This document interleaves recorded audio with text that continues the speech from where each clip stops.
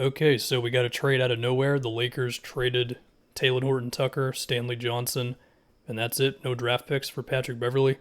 From the Jazz standpoint, I guess Danny Ainge was like, you know what, man, the chances of me getting a draft pick for Pat Bev are most likely pretty low. We might as well just get a young player for him. And THT, he likes to have the ball in his hands, and sometimes he does show off some contested shot making or beating somebody off the dribble, but when you have LeBron on your team, you don't really want a whole lot of guys like that. You just want LeBron to run the show, especially because THT's three ball also hasn't really hit in the NBA. So the Lakers just were not in a position to really let him develop like that, and hopefully that can happen now a bit more in Utah. As for Stanley Johnson, you did lose some size on the wing defensively, but of course Pat Bev is a good defensive player in and of himself, and let's just talk about it. Pat Bev to me is a much better fit than THT.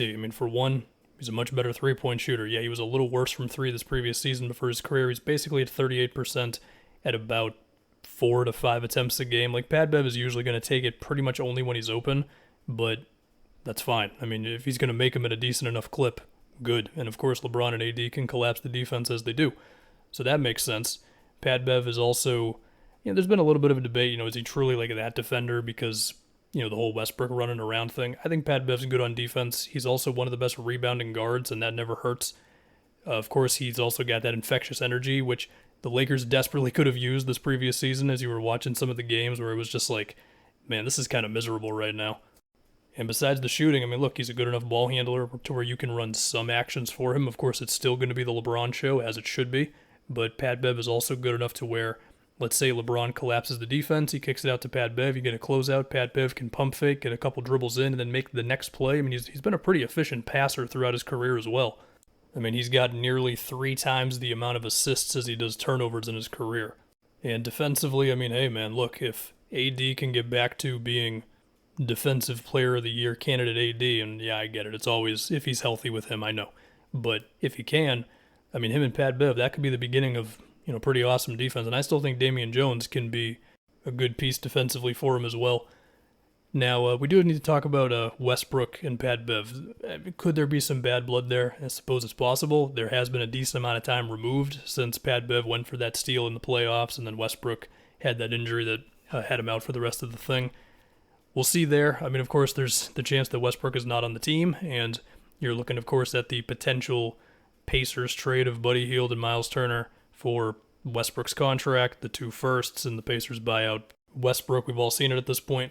If it happens, then we'll talk about it. As of right now, I would think, can you start those two together? LeBron, AD, and Damian Jones, I think that's enough size to deal with a smaller backcourt, especially if one of those people in the backcourt is Pat Bev, who of course is a good defender.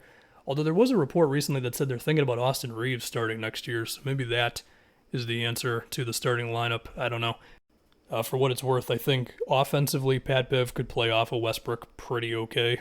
Again, LeBron's running the show as he should be, so maybe Russ is doing more in second units. Again, this is if he's on the team with Patrick Beverley, we'll see.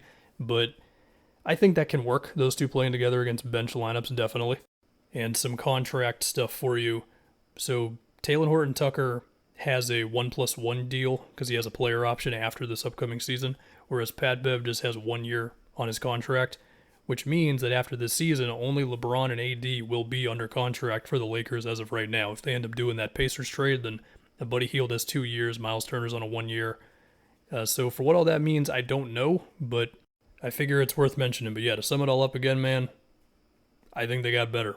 I think Pat Bev's just a better fit for them right now than THT.